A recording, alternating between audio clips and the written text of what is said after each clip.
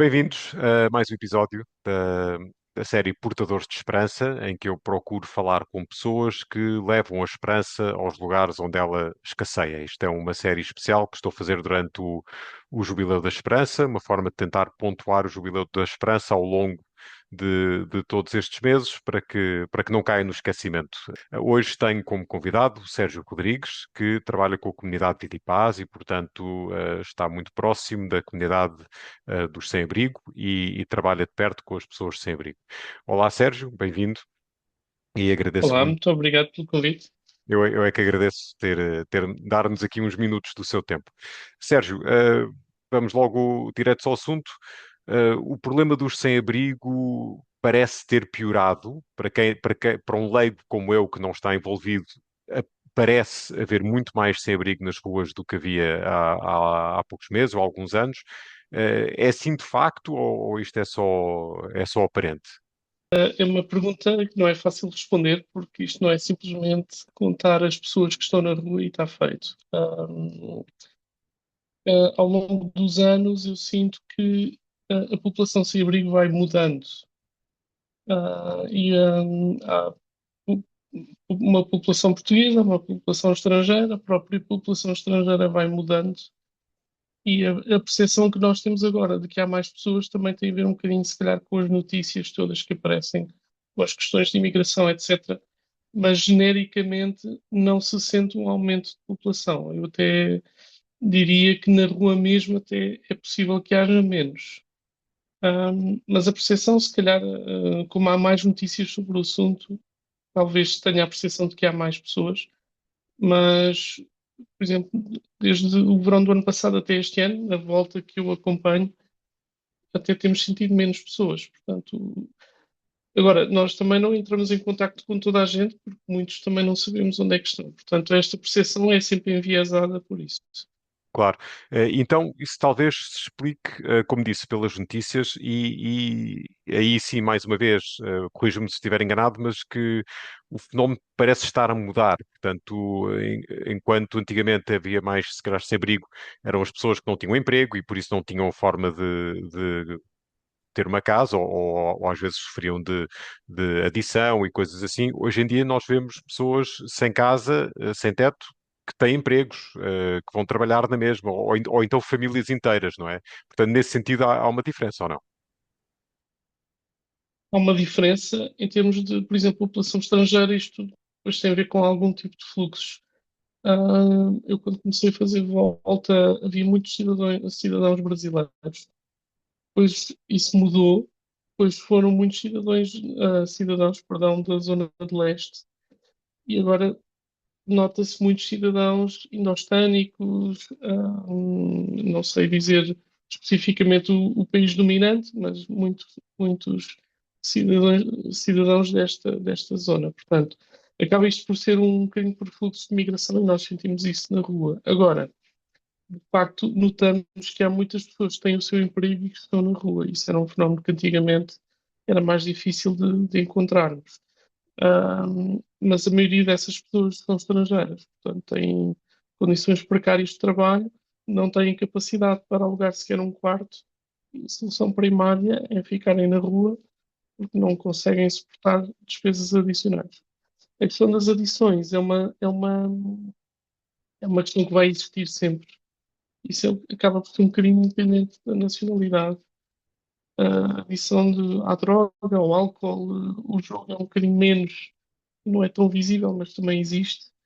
Ou questões de familiares, sei lá, divórcios impactantes, algo assim do género, isso acaba por depois levar as pessoas a uma situação de sem-abrigo, mas nós conseguimos separar isso a questão da nacionalidade não tem aqui tanto impacto nesse tipo de adições. Existem de todos os tipos. Certo. Há uma certa ideia que acho que muitas pessoas já ouviram, de que as pessoas, os sem-abrigo, no fundo, estão na rua porque querem, porque até há opções, a sociedade até oferece alternativas, mas não, depois não querem cumprir com regras, não querem as rotinas, etc. E, portanto, estão na rua porque querem. Isto é um mito total, há uma parte de verdade aqui. Quando quando as pessoas me dizem isso, eu costumo convidá-las a virem fazer uma volta. Porque há uma percentagem de pessoas que isso é verdade. Mas verdade do género, ninguém vai para a rua porque quer. Portanto, normalmente, o primeiro mês em que a pessoa está na rua, tem vergonha de estar na rua e tenta todos os meios para sair. Isto é, normalmente a problemática que leva à rua não é fácil de resolver, não se resolve num mês. Então, a pessoa acaba por se habituar à situação de sem-abrigo e acaba por ter o outro lado, que é, efetivamente, não tem contas para pagar, não tem obrigações, não tem, há uma série de vantagens, digamos assim. É uma palavra um pouco desadequada, mas não tenho outra neste momento. Há uma série de vantagens em estar na rua e a pessoa acaba por se habituar a isso. Aquilo que perde um bocadinho a sua dignidade de pessoa por estar na rua. E essa dignidade, a pessoa esquece. Então, depois voltar a ganhar essa dignidade, esse hábito, esse amor próprio, é muito difícil. Então, normalmente, a primeira reação das pessoas a sair da rua é negativa por causa disso. E daí, eu considero que é um mito as pessoas estarem na rua porque querem. Eu acho que é mais por medo de voltarem a serem integradas na sociedade. É um passo gigantesco, é muito difícil a pessoa fazer esse caminho. Portanto, volto ao início, normalmente quando a pessoa diz isso, eu digo que eu convido essa pessoa a fazer uma volta para perceber o outro lado, o que é estar na rua. Como é que foi o seu primeiro contacto com o sem-abrigo? Foi brutal. Foi brutal, foi transformante. Eu conheci a comunidade de Vida e Paz no contexto de grupo de jovens, portanto eu tinha 17 anos, e fomos em grupo como voluntários à festa de Natal da comunidade de Vida e Paz, portanto estamos a falar há 20 e tal anos. E a primeira função que eu tive nessa festa foi acolher as pessoas na entrada, eh, encaminhá-las pelo espaço e indicar todos os serviços que tínhamos, portanto, desde roupa, calçado, serviços de saúde, etc, etc. E no final, se eu sentisse abertura para essa pessoa conversar, ou seja, se eu sentisse que a pessoa estaria disponível a contar um bocadinho da sua história, o que é que levou ali, eu sentava-me com ela e ficava na conversa. Ora, lembro perfeitamente porque esse dia foi muito marcante. Eu nesse dia tinha discutido com o meu pai, e eu estava assim meio chateado. E depois ele veio ali um impacto de realidade que não estava nada à espera. E, e falei com pessoas martirizados de guerra, pessoas que ficaram com distúrbios ah, pelas marcas da guerra que tiveram. Lembro perfeitamente de um senhor com quem falei. Era sem abrigo à porta do prédio da filha e a filha não lhe falava. Portanto, esta realidade, para mim foi chocante. Como é que um pai, um filho e uma filha ah, não se falam e o pai é sem abrigo. Portanto, isto para mim, eu nesse dia, como tinha discutido com o meu pai, eu cheguei a casa e relativizei todos os problemas que nós tínhamos, ou que eu achava que tinha. E isso, para mim, mudou-me bastante. E pronto, este foi o primeiro contacto, não foi na rua, foi numa situação até mais confortável, em que fizemos uma festa com esses nossos convidados e a partir daí, depois eu tive um tempo afastado, mas mais tarde voltei a fazer essa festa e fui convidado por outro voluntário a fazer a volta. E, e depois, pronto, isto foi em 2013 e desde aí tenho regularmente as voltas. Como é que se leva esperança, se é que se consegue levar esperança a quem não tem em casa, provavelmente se calhar até perdeu o contacto com a família, não tem emprego e possivelmente não tem perspectivas sequer de recuperar essas coisas? Não é fácil. Em primeiro lugar, é levar um sorriso às pessoas e dar-lhes tempo, e atenção.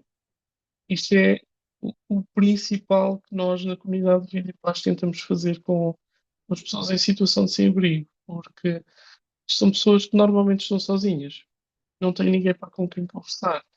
E nós conseguimos levar isso. É tempo, atenção e um sorriso. Isto é o principal. Também levamos uma ceia. Alguns precisam, outros precisam menos, mas a ceia acaba por ser aqui apenas um rastilho para conseguirmos conversar com as pessoas. Agora, encontramos situações muito complicadas.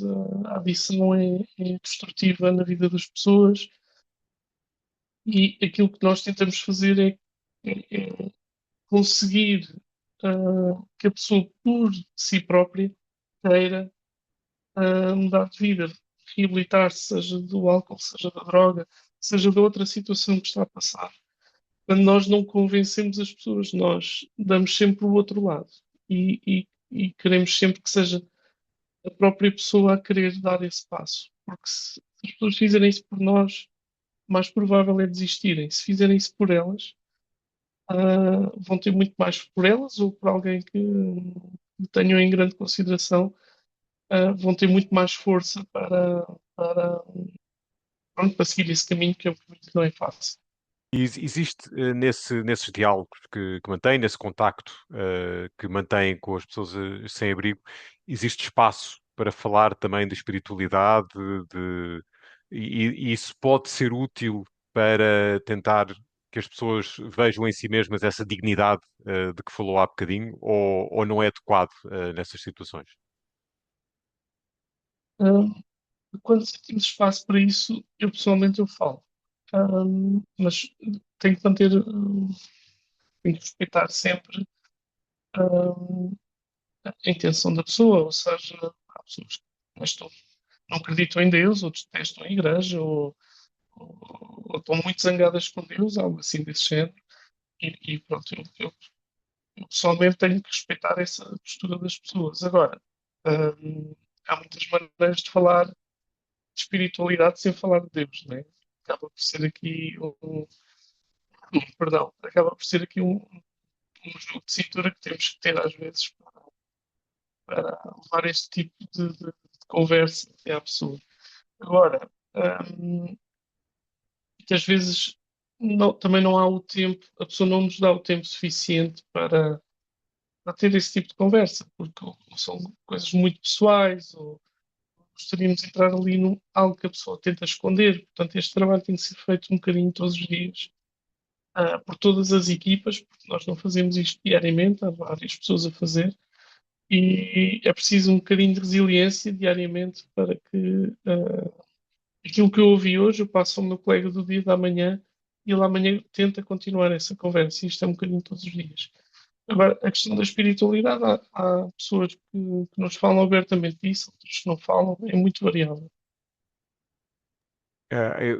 Na minha parca experiência de acompanhar pessoas em situações de alguma dificuldade, noto que existe se calhar uma ideia romântica de que nós vamos ajudar e as pessoas vão ser exuberantes no seu agradecimento, vão, vão estar a sair de si de alegria e a elogiar-nos imenso, e muitas vezes não é isso que acontece, não é? Às vezes aquela expressão do pobre e mal agradecido, às vezes vem mesmo daí, e nós até ficamos sem saber muito bem como reagir, e, e pode ser difícil, quer dizer, lidar com esse tipo de resistência, há se calhar muitos calos na vida destas pessoas que as levam até a olhar com desconfiança para quem as vai ajudar, não é? Como é que se encaixa isso tudo?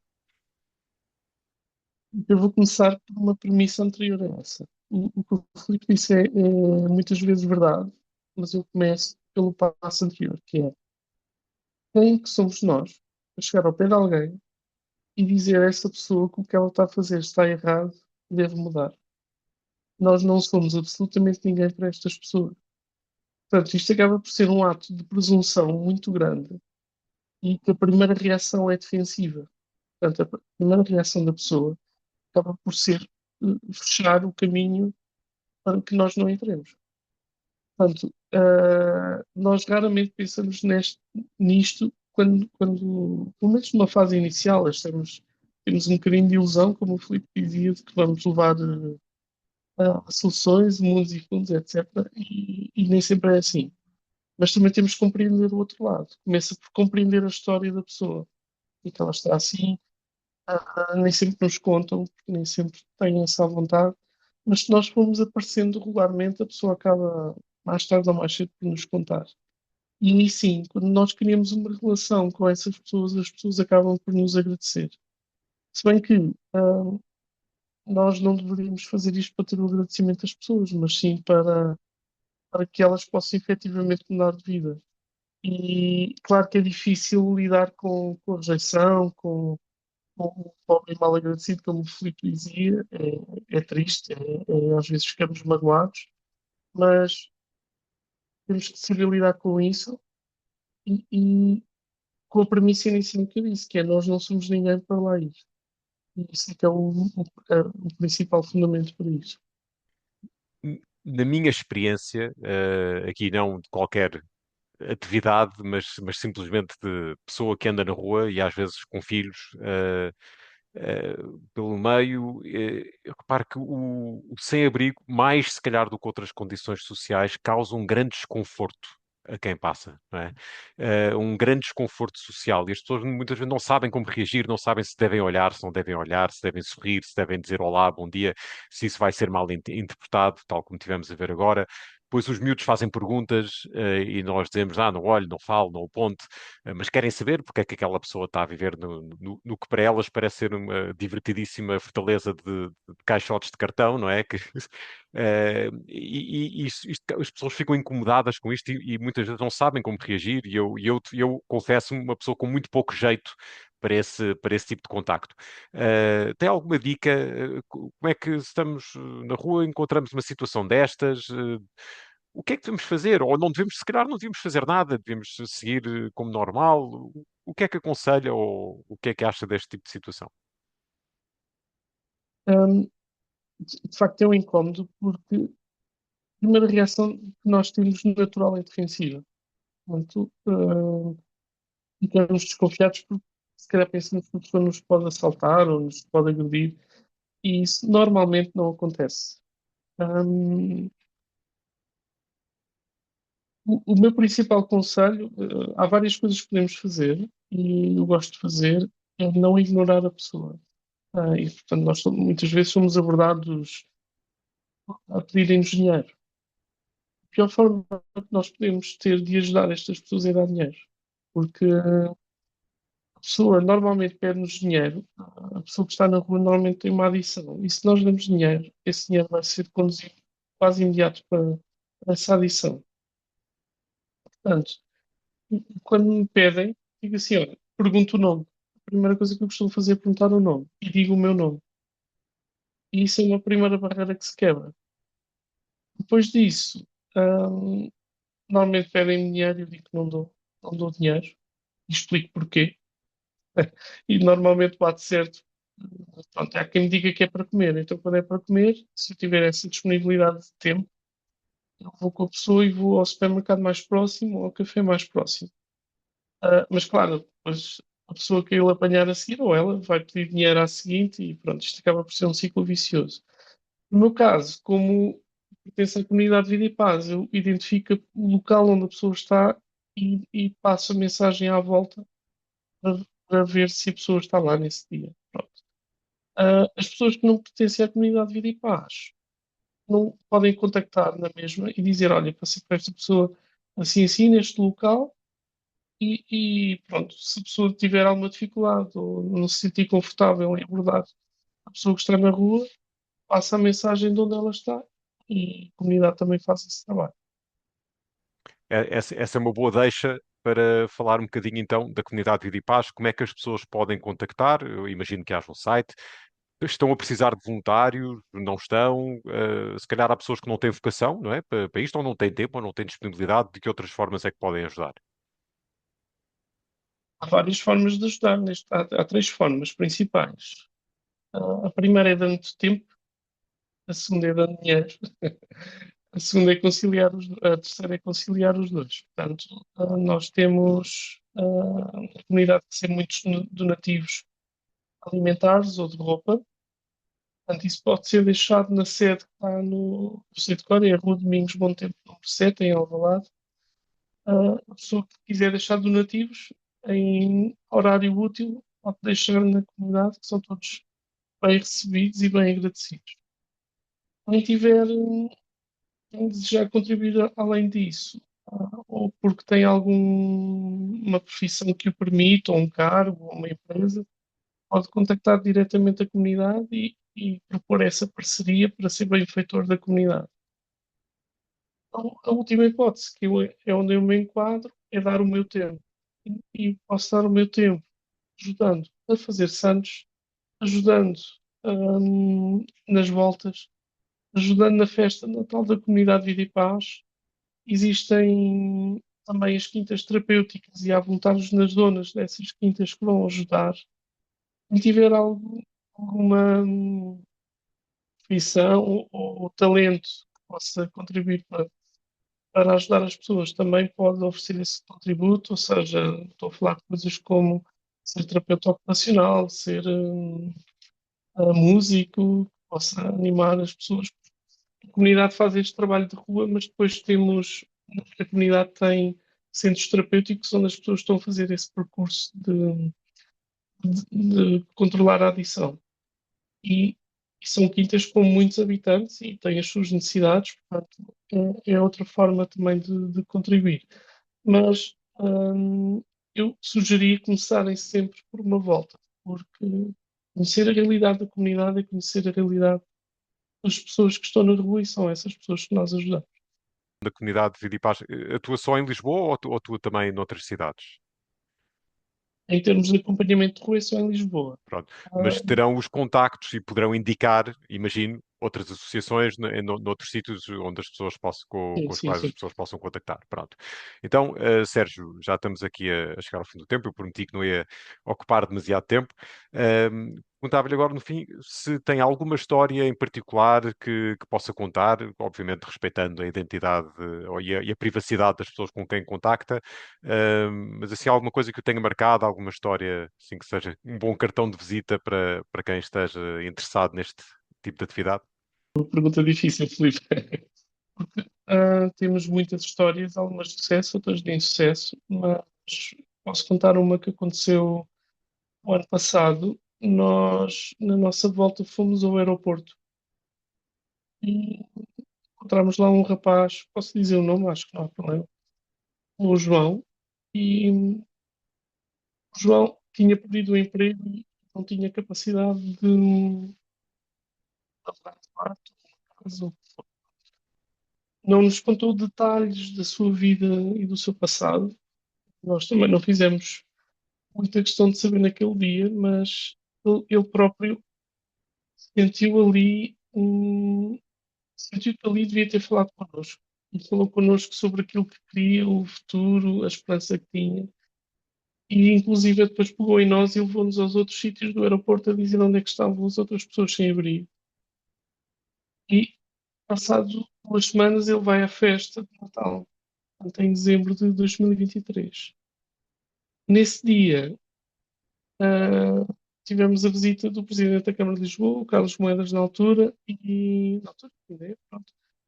Ele depois foi entrevistado pela SIC e outro rapaz, que já tinha sido sem abrigo, também foi entrevistado pela SIC e andava à procura de pessoas para trabalhar. E nós juntámos as peças e colocámos os dois a conversar e, de facto, um deu emprego ao outro. Isto é um dos pequenos exemplos de histórias de sucesso. Não é de sucesso para a comunidade, é de sucesso na vida das pessoas e isso é marcante para nós, porque a esperança não morreu naquelas pessoas e isso tem muito impacto também em nós que somos voluntários, é muito gratificante porque as pessoas encontraram um caminho. Isto é uma das dezenas e dezenas de histórias que nós temos a acontecer diariamente. E é ótimo podermos terminar exatamente numa nota de esperança, nesta série dedicada à questão da esperança. Obrigado, Sérgio, e a todos os que nos estão a ver, se tiverem ficado com o bichinho de poder ajudar também neste campo. Então, eu depois deixarei também os contactos da comunidade Vida e Paz no descritivo do vídeo e no site. E certamente há muito trabalho e muita ajuda que podem dar. Muito obrigado, Sérgio, e obrigado por Muito tudo obrigado e pelo pelo convite. exemplo Muito e obrigado. pelas histórias, pela partilha. Obrigado.